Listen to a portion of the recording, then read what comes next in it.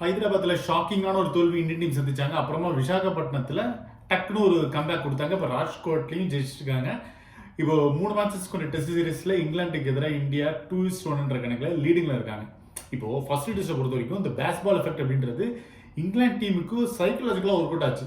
அப்புறம் தான் எல்லோரும் ஒரு மனசில் நினைச்சாங்க, என்னடா இது வந்து இந்தியா இனிமே அவ்வளோதானா, பேஸ்பால் எஃபெக்ட்லேயே வந்து இங்கிலாந்து ஜெயிச்சிருவாங்களோ, விட்டா ஒயிட் வாஷ் கூட பண்ணிடுவாங்களோ அப்படின்னு நினைச்சாங்க. ஆனால் அந்த சீன்ல அங்கே கிடையாது அப்படின்னு விசாகப்பட்டினத்தில் டோட்டலாக கேம் சேஞ்ச் பண்ணாங்க. இதில் முக்கியமான விஷயம் என்ன, விசாகப்பட்டினம் டெஸ்ட்டில் KL ராகுல், விராட் கோலி மற்றும் ரவீந்திர ஜடேஜா இந்த 3 பேருமே இல்லாமலே ஜெயிச்சிட்டாங்க. இப்போ ராஜ்கோட் டெஸ்ட்டில் ஒரு முக்கியமான கட்டத்தில் பேஸ்பால் எஃபெக்ட்டுக்கே ஒரு டஃப் கொடுக்குற வகையில் இந்தியன் டீம் இங்கிலாண்டை வெற்றி செஞ்சிட்டாங்கன்னு சொல்ல முடியும்.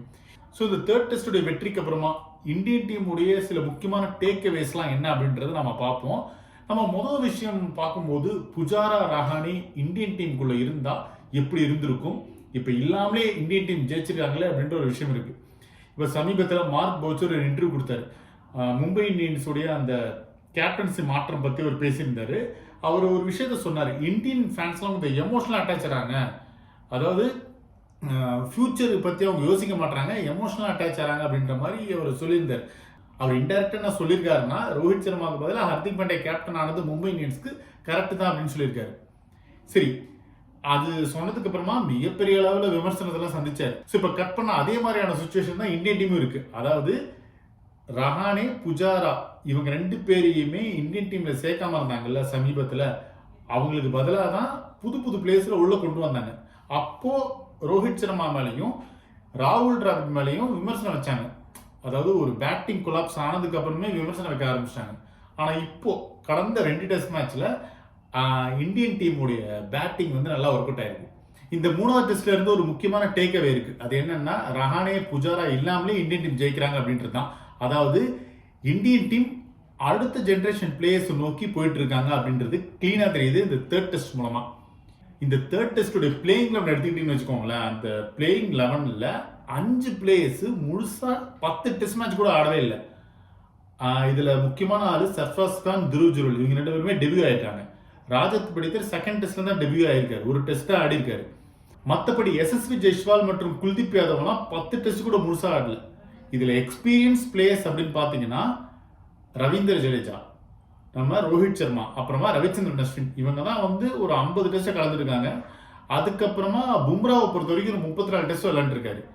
அப்படி பார்த்தா இங்க பாருங்க, எக்ஸ்பீரியன்ஸ் இல்லாத பிளேயர்ஸை வச்சு இப்பேற்பட்ட ஒரு கவுண்டர் அட்டாக் கேமை கொடுத்து இந்தியன் டீம் ஜெயிச்சிருக்காங்கன்னா, இந்தியன் டீம் அடுத்த ஜெனரேஷன் நோக்கி போறாங்க. அதாவது ஒரு டிரான்சிஷன் இப்போ இந்தியன் டீம்ல நடக்குது. இப்போ ரொம்ப நாட்களுக்கு இந்தியன் டீமோட நம்பர் 3 ஸ்பாட் அப்படின்றது கேள்விக்குறியா இருந்தது. அந்த இடத்துல சுப்மன் கில் கரெக்டா ஃபிட் ஆயிட்டு நல்லா விளையாடினாரு. ஆக்சுவலா தொடர்ந்து கண்டினியூஸான ஃபெயிலியர் இருந்தும் கூட அவரு இப்போ பெர்ஃபார்ம் பண்ணிட்டாரு. அவர் செகண்ட் டெஸ்டுடைய செகண்ட் இன்னிங்ஸ்ல ஒரு செஞ்சுரி போட்டாரு. அதுக்கப்புறமா தேர்ட் டெஸ்டுடைய செகண்ட் இன்னிங்ஸ்ல ஒரு 91 ரன்ஸ் அடிச்சாரு. அவரு தன்னுடைய 4th டெஸ்ட் 100 அடிச்சிருக்கணும், ஒரு ரன் அவுட்ல அது மிஸ் ஆயிடுச்சு. ஸோ புஜாரா இல்லாத அந்த குறைய இப்போ சுப்மன் கில் தீர்த்துட்டாரு அப்படின்னு தான் சொல்ல முடியும். இது வந்து கண்டினியூஸா விளையாடணும், அதுதான் சுப்மன் கில்லுக்கு இருக்கிற மிகப்பெரிய டெஸ்டா இருக்கு. இதுல அடுத்த முக்கியமான விஷயம் இந்த டேக் அவே என்னன்னு பாத்தீங்கன்னா, KL ராகுலுக்கு பதிலா சர்ஃபராஸ் கான் உள்ள வந்தார்ல, எப்படி பெர்ஃபார்ம் பண்ணாரு பாருங்க. 2 இடங்கள்லயுமே ஒரு 50 போட்டாரு, தேவையான டைம்ல கரெக்டா விளையாண்டாரு. சரி, இப்ப நம்பர் 5 அப்படின்ற ஒரு இடம் தான் மிகப்பெரிய விஷயமா இருக்கு. அதுக்கு ரஹானே அந்த இடத்துல ஃபிட் ஆனாரு. ஆனா இப்ப அவர் மறுபடியும் இந்தியன் டீமுக்குள்ள வர முடியுமா அப்படின்னா டவுட் தான். ஏன்னா அவர் ரஞ்சி டிராபி பெர்ஃபார்மன்ஸ் மூலமா தான் அவர் உள்ள வந்தாகணும். வர முடியுமா இல்லையா அப்படின்னு நமக்கு தெரியல. அது வந்து மிகப்பெரிய அளவில் கேள்விக்குறியா இருக்கு. ஸோ இப்போ மறுபடியும் KL ராகுல், விராட் கோலிலாம் டெஸ்ட் டீமுக்குள்ள வந்துட்டாங்கன்னா அந்த மறுபடியும் பேட்டிங் ஆர்டர் மாறும். அப்போ புஜாரா மற்றும் ரஹானேவுக்கு இடம் இல்லாம போகும். இந்த இடத்துல சர்ஃபராஸ் கான், துருவ் ஜுரல், சுப்மன் கில் இந்த மாதிரியான பிளேயர்ஸ்க்கு தான் வாய்ப்பு கொடுக்கப்படும். இதுல இன்னொரு முக்கியமான டேக் அவே என்னன்னு பாத்தீங்கன்னா, KS பரத்துக்கு இனிமே வாய்ப்பு கொடுப்பாங்களா அப்படின்ற ஒரு டவுட் வந்துருச்சு. ஏன்னா சரியான சான்ஸ் அவருக்கு இருந்தது. ஒரு கட்டத்துல KL ராகுலுக்கு இன்ஜுரி ஆனால் அவர் தான் வந்தாரு, நம்ம ரிஷப் பண்ட்டுக்கு இன்ஜுரி ஆனால் அவர் தான் வந்தாரு. ஸோ இப்போ அவருக்கு மறுபடியும் வாய்ப்பு வருமா அப்படின்றது மிகப்பெரிய கேள்விக்குறி தான். கிடைச்ச சான்ஸ் எல்லாத்துலயுமே KS பரத் கோட்டை விட்டாரு. ஸோ அங்கதான் அவருக்கு மிகப்பெரிய சோதனை இருக்கு. இப்போ விருதமான் சாஹாக்கு பதிலாக அடுத்த இடத்துல இவர் கரெக்டா ஃபிட் ஆவார்னு நினைச்சாங்க. அவர் வந்தாரு, சரியா வாய்ப்பு யூஸ் பண்ணிக்கல. ஆனா கிடைச்ச வாய்ப்பை நம்ம துருவ் ஜுரல் யூஸ் பண்ணிக்கிட்டாரு. அவர் இன்னும் 2 மேட்ச் நல்லா விளையாண்டாருன்னா கன்ஃபார்மாக துருதுருக்கு தான் இனிமேல் வரப்போகிற மேட்சஸில் வாய்ப்பு கிடைக்கும்.